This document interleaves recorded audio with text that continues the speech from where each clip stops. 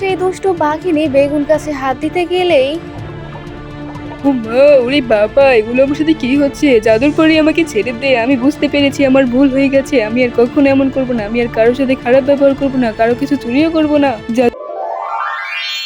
কি রে টয়া, শুধু শুধু আমার বেগুনিগুলোর দিকে এভাবে তাকিয়েছিস কেন? কিনবি? কাকিমা, তোমার এই বেগুনিগুলো দেখতে অনেক সুন্দর, আর এই বেগুনিগুলো থেকে অনেক সুন্দর ঘ্রাণও আসছে। আমার হাতের বেগুনি ঘ্রাণ তো আসবেই। দে দে, টাকা দে, তারপরে কিনে নিয়ে গিয়ে খা। না না কাকিমা, আমার কাছে তো কোনো টাকা নেই, আমি তো বেগুনি খাবো না। ওই আর কি, এমনিতেই তোমার বেগুনিগুলো দেখছিলাম। কিনবি না যখন, তাহলে শুধু শুধু আমার বেগুনিগুলোর দিকে এভাবে তাকিয়ে থাকিস না তো। যা যা, আমার দোকানের সামনে থেকে এক্ষুনি চলে যা। কাকিমা, তোমার কাছ থেকে আমাকে একটা বেগুন দাও না, আমি বাড়িতে গিয়ে আমার মাকে বলবো আমাকে যেন বেগুনি ভাজা করে দেয়। আরে না না, আমি তোকে কোনো বেগুন দিতে পারবো না। বেগুনের যে এখন অনেক দাম। তোর বাবাকে বলবি বাজার থেকে যেন বেগুন কিনে নিয়ে যায়, এরপর বেগুনি ভাজা করে খাস। ও কাকিমা, তোমার পাশে ওই যে পচা বেগুনগুলো আছে, ওগুলোই না হয় আমাকে দাও, আমি বাড়িতে গিয়ে মাকে বলবো কেটে বেগুনি ভাজি করে দিতে।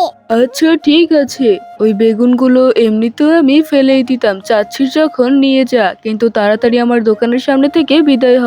মা, মা দেখো, আমি বেগুন নিয়ে এসেছি, এই বেগুনগুলো আমাকে কেটে ভেজে দাও তো, আমি এখন খাবো। কি সব বলছিস রে টয়া? এই বেগুনগুলো তো একদম পচা পচা গন্ধ ছুটে গেছে। এই বেগুনগুলো কি ভেজে খাওয়া যাবে বলতো তুই? হ্যাঁ মা, আমি এই বেগুনগুলোই ভাজি খাবো। কি করব বলো মা, আমার যে বেগুন ভাজি খেতে অনেক ইচ্ছে করছে। আরে বোকামের কথা শোনো, পচা বেগুন কি কখনো ভেজে খাওয়া যায়? আর এই বেগুনগুলো খেলে যে তুই অসুস্থ হয়ে পড়বি। এই পচা বেগুন খেতে হবে না। তুমি শুধু শুধুই আমাকে বকো, আমি কি করব বলো, আমার যে বড্ড বেগুনি ভাজি খেতে ইচ্ছে করছে। বেগুনি ভাজি খেতে ইচ্ছে করছে বুঝলাম, তাই বলেই পচা বেগুন? তোর বাবাকে আজ বলিস তোর জন্য যেন বাজার থেকে ভালো বেগুন কিনে নিয়ে আসে, এরপর বেগুনি ভাজি করে দিব। আচ্ছা মা, ঠিক আছে। আর তুমি যেহেতু এই বেগুনগুলো আমাকে বেচে দেবে না, এই বেগুনগুলো এখন আমি আমাদের ঘরের চালে ফেলে দেই।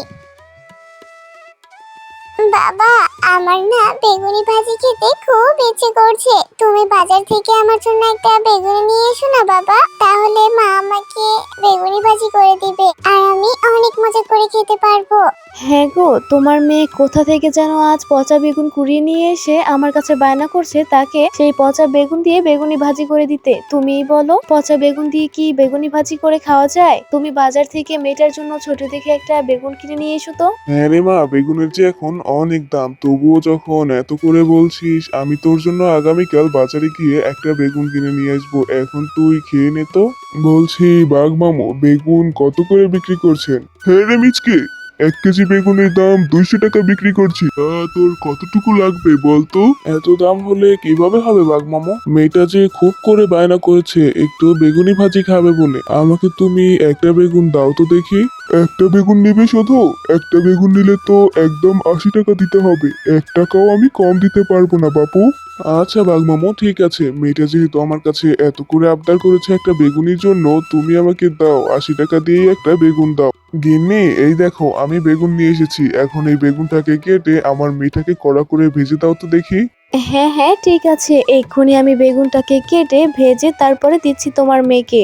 এরপর শেফা শিয়ালিনী সেই বেগুনটাকে কেটে দেখে বেগুনটার ভিতরে পুরো পচা আর পোকায় ধরা। হ্যাঁ গো, বেগুনটা যে তুমি বাজার থেকে আনলে দেখে আনবে না? দেখো তো, বেগুনটা পুরো পচা আর পোকায় ধরা। এই বেগুনটা থেকে কোনো অংশ নেয়ার সাধ্যই তো আমার নেই। হ্যাঁ গিন্নি, তা তো দেখতেই পাচ্ছি। বাঘ মামু আমাকে এইভাবে ঠকিয়ে দিল।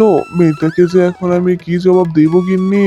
সারাদিনে 100 টাকা ইনকাম করতে পারি না, তার উপর আবার 80 টাকা দিয়ে একটা বেগুন আনলাম, তাও এরকম পচা বের হলো। মেয়েটা কতই না আশা করেছিল আজ বেগুন ভাজি দিয়ে ভাত খাবে। আচ্ছা যাকগে, ওগুলো নিয়ে তুমি ভেবো না, আমি টয়াকে বুঝিয়ে বলবো।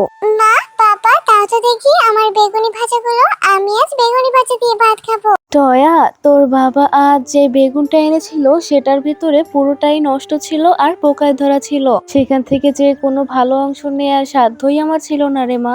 এইসব কি বলছো তুমি মা? আজ আমি কতই না চেয়েছিলাম বেগুন ভাজা দিয়ে ভাত খাবো। মারে, তোর বাবাও তো জানতো না বেগুনটার মধ্যে পচা আর পোকায় ধরা বের হবে। তাহলে তো ওইরকম পচা বেগুন তোর বাবা আনতো না তোর জন্য। তুই চিন্তা করিস না রে মা, তোর বাবা আবার টাকা জমিয়ে তোর জন্য ভালো বেগুন কিনে নিয়ে আসবে। এখন তুই এই খাবারটুকু খেয়ে নে রে মা। হ্যাঁ রে মা, আমি তোর জন্য আবার বেগুন আনবো। এরপর আমি তোর জন্য অনেক ভালো চেয়ে বেগুন কিনে নিয়ে আসবো রে মা। এখন তুই এই খাবারটা খেয়ে নে টয়া। না না, আমার আর খেতে হবে না। তোমাদের কাছে একটা বেগুন ভাজি খাওয়ার জন্যই আবদার করেছিলাম, আর তোমরা কি না সেটাও পূরণ করতে পারলে না। আমি আর ভাতই খাবো না। আহারে, ছোট্ট মেয়েটা বেগুন ভাজি দিয়ে ভাত খাবে বলে কতই না বায়না করছে। মেয়েটার জন্য আমার খুব খারাপ লাগছে। আমি বরং সেই মেয়েটার ফেলে দেয়া চালের উপরের পচা বেগুন থেকে বেগুনের অনেক সুন্দর সুন্দর গাছ জন্মে দেয়। এরপর পরই তার জাদু দিয়ে টয়াদের চালের উপরে ফেলে দেয়া সেই পচা বেগুন থেকে অনেক সাধারণ বেগুন ও অনেকগুলো সোনার বেগুনের গাছ দেয়। তাতে অনেকগুলো বেগুনও ধরেছিল। ও মা, মা দেখো, আমাদের ঘরের চালে কতগুলো বেগুন ধরে আছে। আর ওই দেখো, সোনালী রঙের অনেকগুলো বেগুন আছে। ওগুলো মনে হয় সোনার বেগুন মা। কালকের সেই ফেলে দেওয়া পচা বেগুন থেকেই মনে হয় এগুলো হয়েছে মা। হ্যাঁ রে টয়া মা, তাই তো দেখতে পাচ্ছি। এটা কিভাবে সম্ভব হতে পারে? তুই অনেক করে আবদার করেছিস বলেই হয়তো সৃষ্টিকর্তা তোর মনের কথা শুনেছে। হ্যাঁ গো গিন্নি, তাই তো দেখতে পাচ্ছি। ভালোই হয়েছে। বাজারে বেগুনের যে দাম, তাতে গরিবরা বেগুন কিনে খাওয়ার সাহসই করছে না। আমি বরং এখান থেকে বেগুন নিয়ে গিয়ে বাজারে অনেক সস্তা দামে বিক্রি করবো গিন্নি। হ্যাঁ গো, তুমি আর দেরি করো না, এক্ষুনি তুমি বেগুনগুলোকে নিয়ে বাজারে চলে যাও। আর আমি তোমার মেয়েকে বেগুন ভেজে বেগুন ভাজা দিয়ে ভাত দিচ্ছি। এরপর সাফা শিয়ালিনী টয়াকে বেগুনি ভাজা দিয়ে ভাত খেতে দেয়, আর অন্যদিকে মিসকে শিয়াল এই বেগুনগুলোকে পেড়ে বাজারে বিক্রি করতে নিয়ে যায়।